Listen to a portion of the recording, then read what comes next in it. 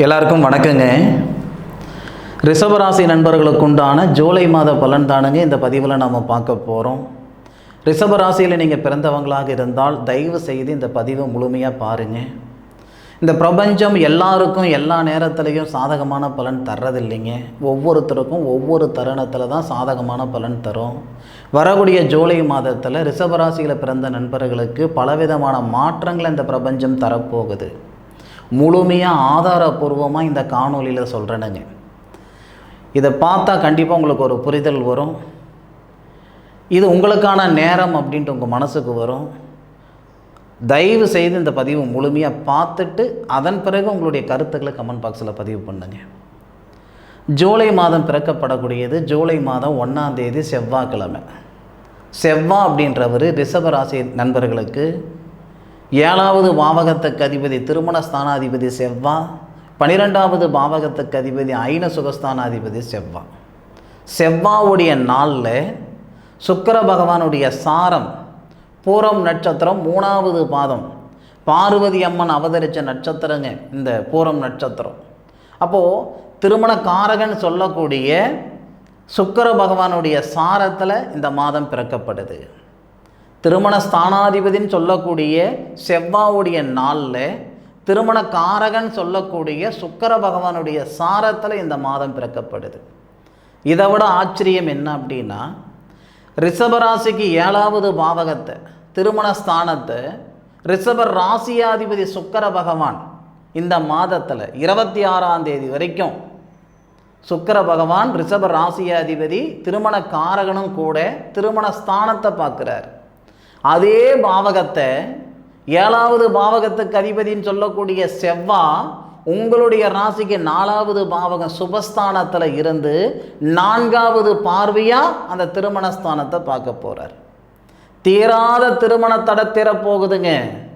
6 வருஷமாக வரன் பார்த்துக்கிட்டு இருக்கிறேனுங்க, 5 வருஷமாக வரன் பார்த்துக்கிட்டு இருக்கிறேனுங்க, 10 வருஷமாக வரன் பார்த்துக்கிட்டு இருக்கிறேனுங்க, பார்த்து சலிச்சு போச்சு. நான் போய் பார்த்த பொண்ணுக்கு தானுங்க கல்யாணம் நடந்தது, என்னை பார்த்துட்டு போன மாப்பிள்ளைக்கு தானுங்க கல்யாணம் நடந்ததுன்ற ஆதங்கத்தில் இருக்கக்கூடிய மன அழுத்தத்தில் இருக்கக்கூடிய ரிஷபராசி நண்பர்களாக நீங்கள் இருந்தால் நிச்சயம் இந்த மாதத்தில் திருமணத்தில் இருக்கிற தடைகள் தீரப்போகுது.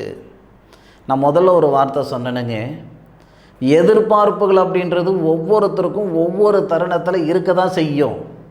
இந்த பிரபஞ்சம் எல்லா நேரத்துலையும் நமக்கு சாதகமான பலனே தராது.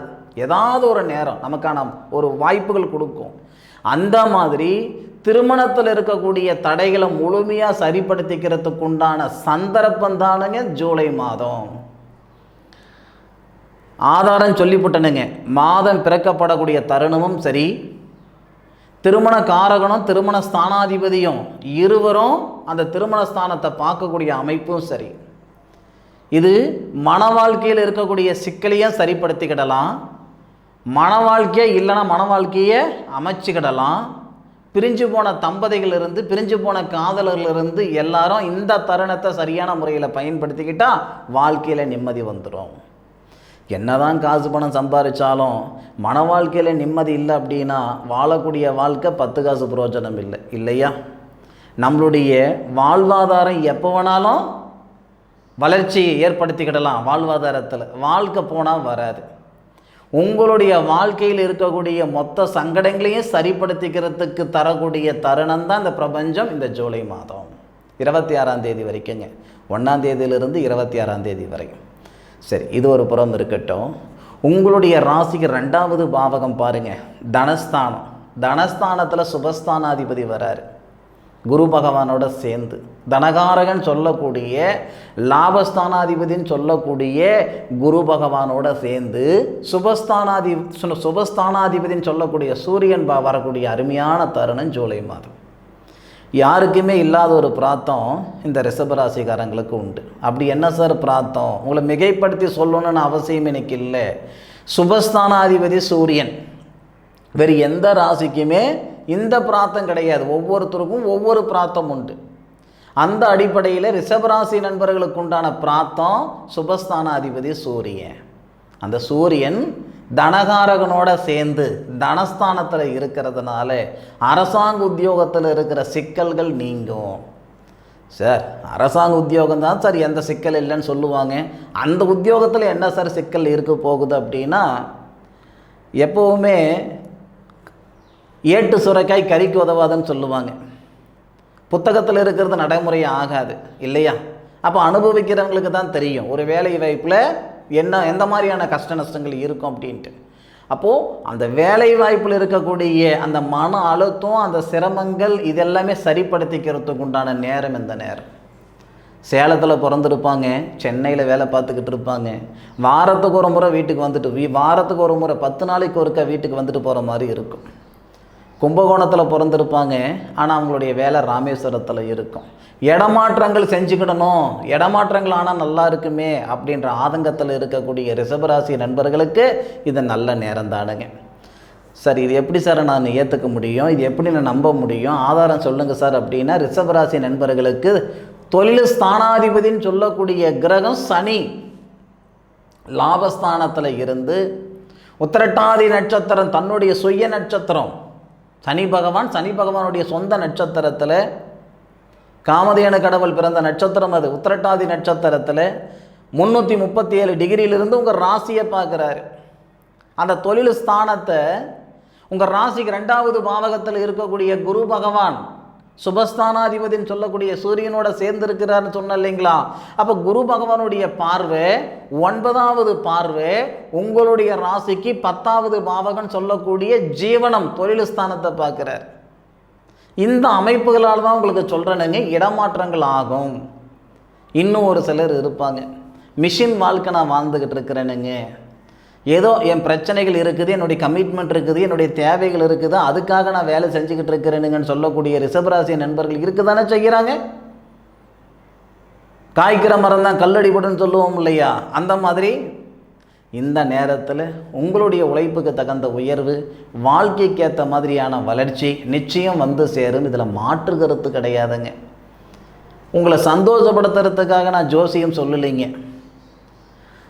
இந்த நேரம் இந்த ஜூலை மாதம் 1ஆம் தேதியிலிருந்து 23ஆம் தேதிக்குள்ளார வேலை வாய்ப்பில் இருக்கக்கூடிய அந்த பணி சுமைகள் நீங்கும், எதிர்பார்ப்புகள் பூர்த்தி அடையும்.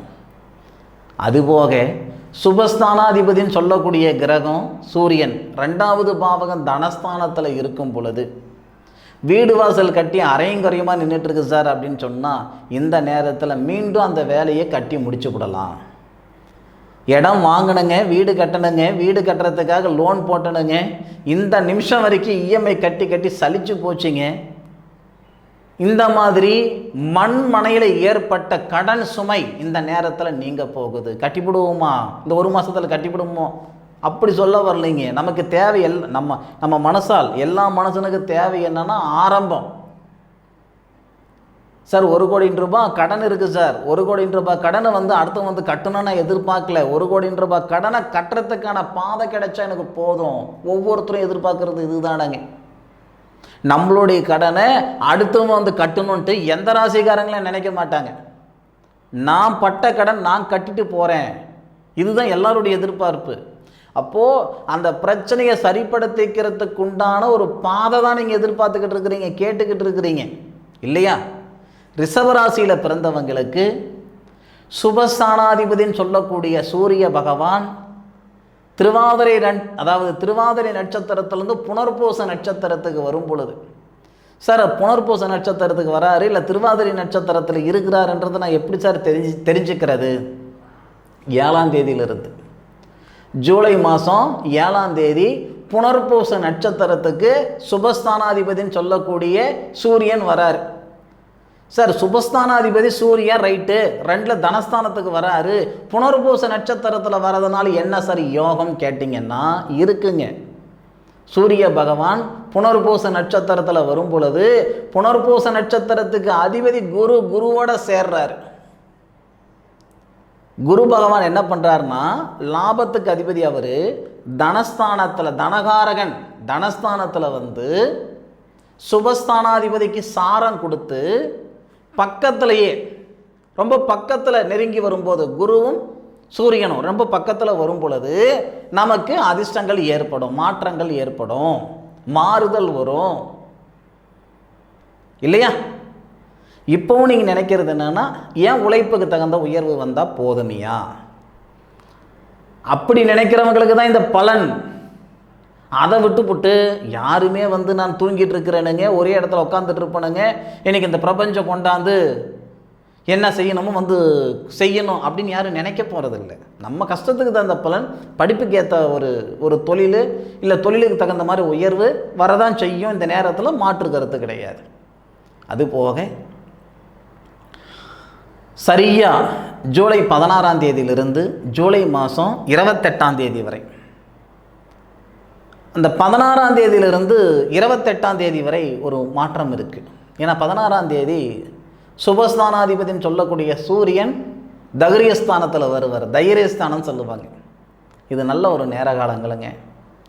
வெளிநாடு போகணுன்ற ஆசையில் இருக்கிறேனுங்க, வெளிநாடு போக முடியலையன்ற ஆதங்கத்தில் இருக்கிறேனுங்க, இல்லை நான் ஷேர் மார்க்கெட்டில் ஒர்க் பண்ணிகிட்ருக்கிறேன், இல்லை ஷேர் மார்க்கெட் பிஸ்னஸாக பண்ணிகிட்ருக்கேன், இல்லை ஒரு ஐடி நிறுவனத்தில் இருக்கிறேனுங்க, ஒரு கார்ப்பரேட் நிறுவனத்தில் இருக்கிறீங்கன்னா 16ஆம் தேதியிலிருந்து சரியாக 28ஆம் தேதி ரிஷபராசிக்கு 12வது பாவகத்துக்கு அதிபதினு சொல்லக்கூடிய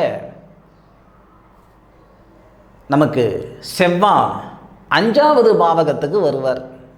அந்த நேரத்தில் வெளியூர் வெளிநாடு போன்ற விஷயங்கள், ஷேர் மார்க்கெட்டில் நான் ஒர்க் பண்ணிகிட்டு இருக்கிறேனுங்க அப்படின்னா அதில் ஒரு 4 காசு சம்பாதிக்கிறதுக்கு, விட்ட பணம் மீண்டும் வாங்கிறதுக்கு, பொருளாதார ரீதியாக இருக்கிற சங்கடங்களை சரிப்படுத்திக்கிறதுக்கு உண்டான ஒரு நல்ல நேரமாக இருக்கும். அந்த நேரத்தில் புத்திரபாக்கியத்தில் இருக்கிற தடைகள் எல்லாம் நீங்கும். 16ஆம் தேதியிலிருந்து 28ஆம் தேதிக்குள்ளார ரிஷபராசியில் பிறந்தவங்களுக்கு புத்திரபாக்கியத்தில் பாதிப்பு இருக்குதுங்க, சங்கடம் இருக்குதுங்க. எந்த தொந்தரவு இல்லைன்ட்டு மருத்துவ ரீதியாக சொல்கிறாங்க, ஆனால் எங்களுக்கு குழந்தை பாக்கியம் ஏற்படலைங்க அப்படின்னா ஜூலை 16ஆம் தேதியிலிருந்து 28ஆம் தேதிக்குள்ளார கண்டிப்பாக 100% புத்திரபாக்கியத்தில் வளர்ச்சி ஏற்படும். அதில் மாற்று கருத்து இல்லை. போகாத கோவில் குளம் இல்லை சார், பார்க்காத வைத்தியம் இல்லை சார், பண்ணாத பரிகாரம் இல்லை சார், நான் பார்த்த ஜோசியமெல்லாம் பொய்யாயிடுச்சு, கும்பிட்ட சாமியெல்லாம் கல்லாயிடுச்சு, செலவழித்த காசெல்லாம் செம்பாக போயிடுச்சு சார்னு சங்கடப்பட்டுட்டு இருந்தால் இந்த நேரத்தில் நிச்சயமாக மனசார சொல்கிறேன், புத்திரபாக்கியத்தில் இருக்கிற தடைகள் முழுமையாக நீங்கும். அதுபோக 26ஆம் தேதி ஜூலை 26ஆம் தேதி சுக்கிர பகவான் உங்களுடைய ராசிநாதன் அல்லவா, உங்கள் ராசிக்கு 2வது பாவகத்துக்கு வராரு. இந்த ஒரு தருணம் மட்டும் கொஞ்சம் யோசனை பண்ணி பார்த்துக்கணும். 26, 27, 28, 29, 30 சரிங்களா, ஒரு 4 நாள் அந்த ஜூலை கடைசி வரைக்கும், ஜூலை 26லிருந்து ஜூலை கடைசி வரைக்கும். எதுக்காக அப்படின்னா சுக்கிரன் 6க்குடைய கிரகம், ருணரோக சத்துருஸ்தானாதிபதி. உங்கள் ராசிநாதன் அப்படின்றது ஒரு புறம் இருந்தாலும் உங்கள் ராசிக்கு 6வது பாவகத்துக்கு அதிபதி அவர் தானே.